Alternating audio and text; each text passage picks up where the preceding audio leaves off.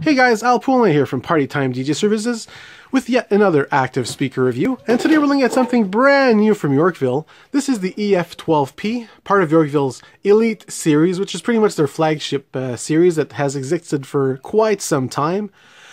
Even as a young DJ, I remember using the older Elite Micron 160s. I've used the 354s, 358s, those nice 1000-watt dual 15s. Really good quality stuff that has always been durable and high quality. I remember the Microns actually had RCF transducers in there, but you'll find, you know, BNC, BEMA, some of those top shelf transducers in these speakers. So this year, Yorkville's decided to revamp the Elite line. Well, this year or maybe late last year. But they have the EF-12P out available now, as well as the EF-15P and the just released EF-10P. Now, what differentiates the EF-12P and 15P from most other competitors?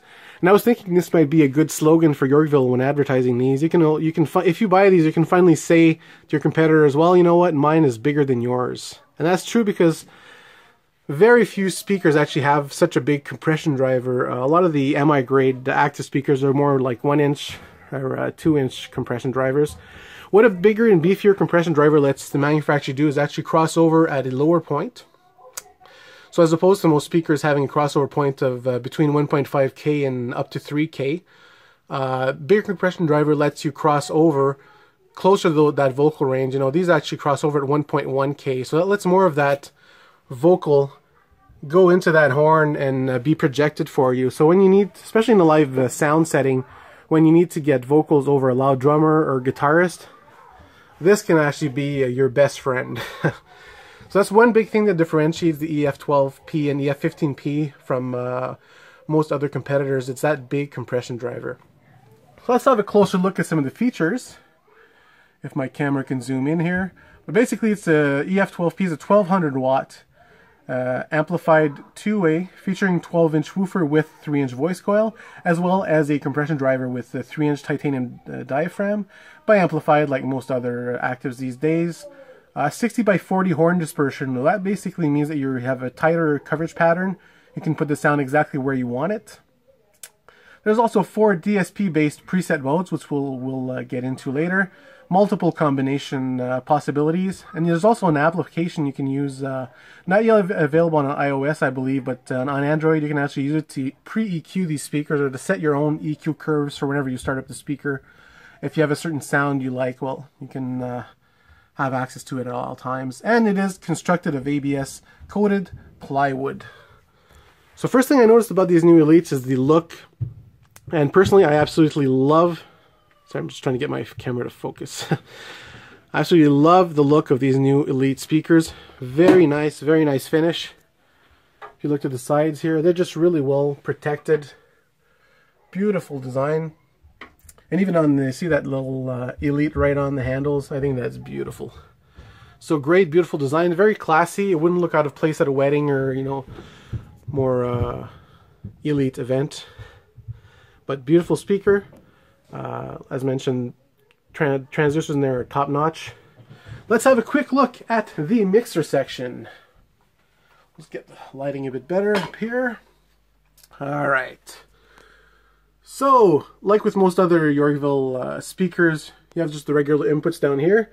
You can also use the mixer to access the additional inputs up there. But basically for your standard, basically when I use them for 2 different gigs, I just went out from my mixer directly into this main in, and you can control via the master. I tried plugging into the mic and lines up there, didn't get any sound. I thought there was something wrong with the speaker, until I looked more and more closely to find, oh, that little button right there, mixer enable. So once you push that in, that actually lets you connect to the liner mic up there and use it. The one on top is a combination XLR 1/4 inch.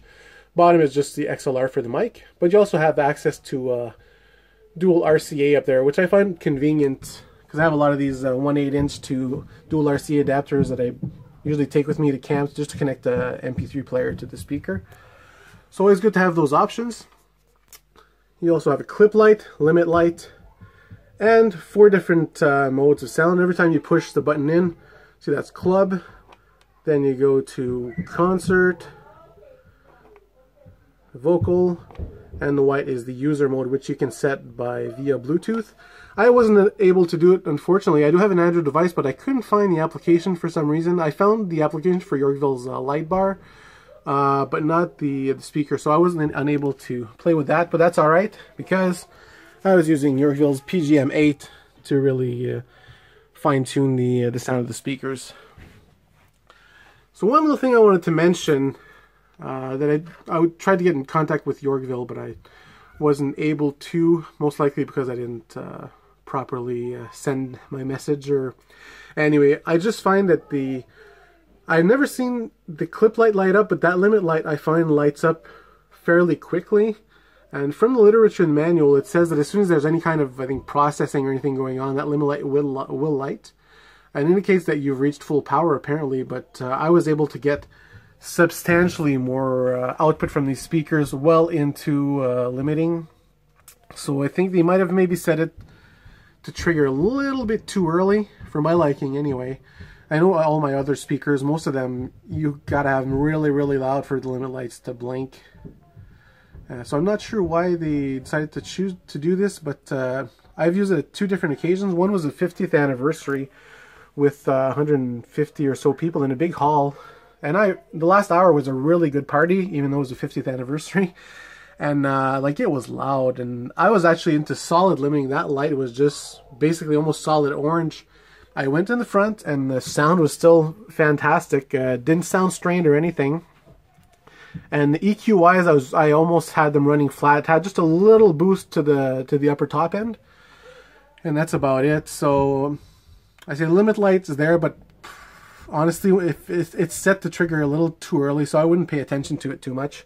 Just watch for that clip light, because really, if you see that clip light, that means you're sending way too signal to the cabinet, and that's when things can get distorted and maybe cause problems. But look-wise, I just love the look of the cabinet. It looks very nice, modern, great mixer section. And as mentioned, the finish is really top-notch. I love the look of that beautiful finished look. It just oozes, quality. Little details. So now the final question, Al, how does it sound and how does it perform? Well, first thing I'll tell you is as soon as I plugged these in, I knew I was dealing with a live sound speaker. I call them live sound speakers, just a lot like the older Elites as well. Even the E10P, which I've tested a few years ago, there's a little bit more. When I say live sound, I mean it.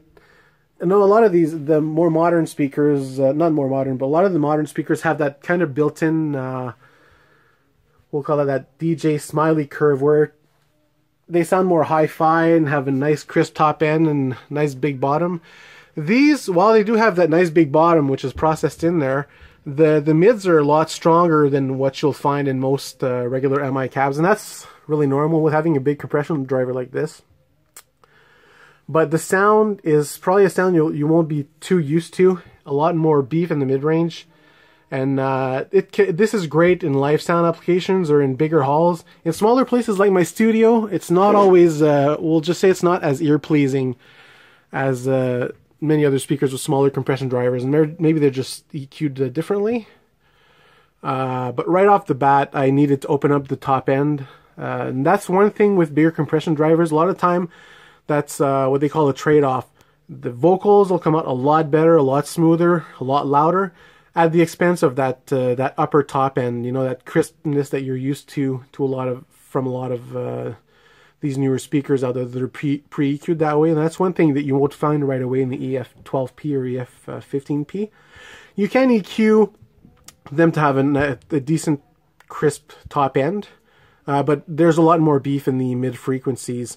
So playing with the PGM8, most of the times, depending on which setting I had for the different modes,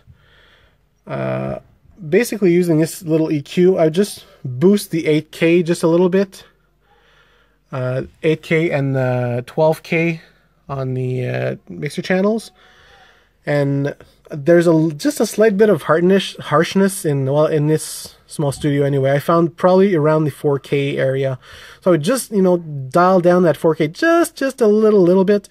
And on certain songs, I find that slightly boosting 250K gave a bit more warmth you know, to the lower vocals or whatnot, but I find it added just a little bit.